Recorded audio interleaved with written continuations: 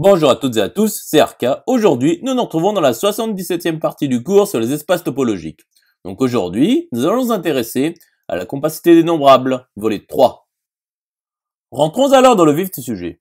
Donc soit ET, un espace topologique avec E non vide. Donc démontrons que pour toute partie A de E, CD ronde de ETA implique que pour toute partie B de A, B est égal à son adhérence implique CD ronde de ETB.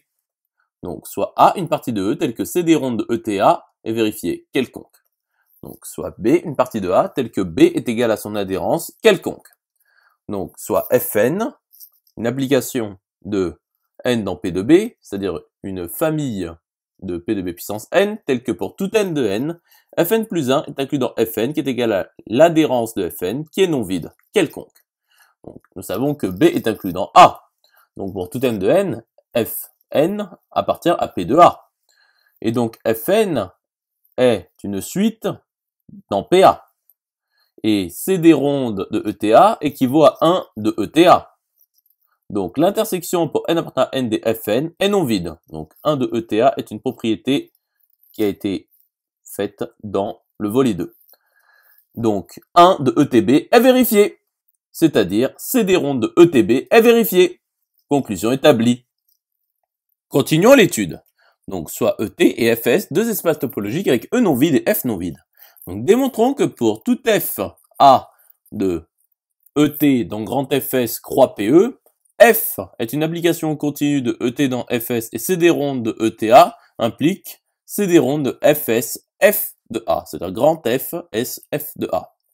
Donc, soit FA appartenant à C ronde de ET Fs croix P de E, tel que CD ronde de ETA est vérifié, quelconque. Donc, soit OI, appartenant à T puissance grand I, tel que cardinal de grand I est inférieur ou égal à Aleph 0 et F de A est inclus dans l'union pour I appartenant à grand I d'OI quelconque.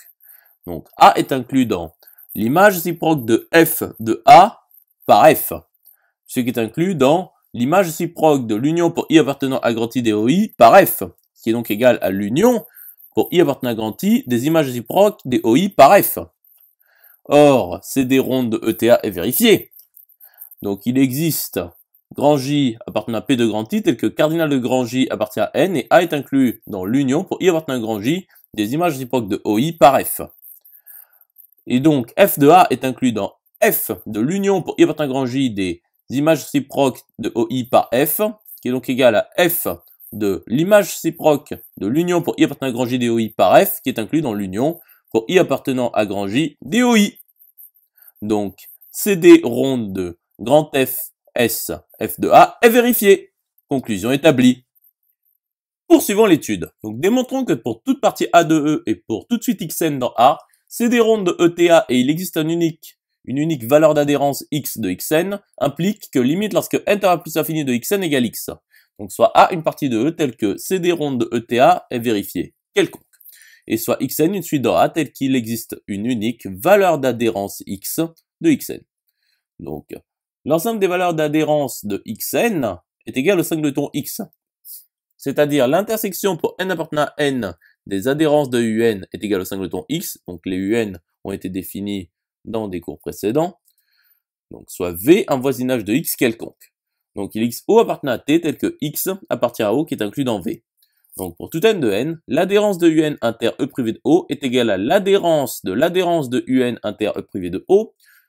Et l'intersection pour n appartenant à n de l'adhérence de Un inter E privé de O est égale à l'intersection pour n appartenant à n de l'adhérence de Un inter E privé de O, ce qui est inclus dans l'intersection pour n appartenant à n de l'adhérence de Un inter l'intersection pour n appartenant à n de l'adhérence de E privé de O, ce qui est égal à l'intersection pour n appartenant à n de l'adhérence de Un inter l'intersection pour n appartenant à n de E privé de O, ce qui est égal à l'intersection pour n appartenant à n de l'adhérence de Un inter E privé de O, ce qui est égal au singleton X privé de O, ce qui est égal à l'ensemble vide. Poursuivons la démonstration. Donc, pour tout n de n, l'intersection entre l'adhérence de Un plus 1 et E privé de O est inclus dans l'adhérence de Un inter E privé de O, qui est égale à l'adhérence de Un inter E privé de O. Et l'intersection pour n appartenant à n de l'adhérence de un inter E privé de O est vide. Et donc il existe n0 appartenant à n tel que l'adhérence de un0 inter E privé de O est égale à l'ensemble vide. Et donc il existe n0 appartenant à n tel que un0 privé de O est vide. Donc il existe n0 appartenant à n tel que un0 est inclus dans O qui est inclus dans V. Et donc pour tout n de n inter n0 plus infini, xn appartient à un0 qui est inclus dans O qui est inclus dans V. Par conséquent, il existe n0 appartenant à n tel que pour tout n de n supérieur à n0 implique que xn appartient à V. Et donc, pour tout voisinage V de x, il existe n0 appartenant à n tel que pour tout n de n supérieur à n0 implique que xn appartient à V. Donc, limite lorsque n tend vers plus infini de xn égale x. Conclusion établie. Poursuivons l'étude. Donc, démontrons que pour toute partie A de E, A appartient à sec C de ET implique CD ronde de ETA. Donc, soit A une partie de E telle que A appartient à sec C de ET quelconque. Donc, soit xn une suite dans A quelconque. Donc, il existe une suite extraite de xn telle qu'il existe x appartenant à A telle que limite lorsque n tend vers plus infini de un est égal à x. Donc, x est une valeur d'adhérence de xn.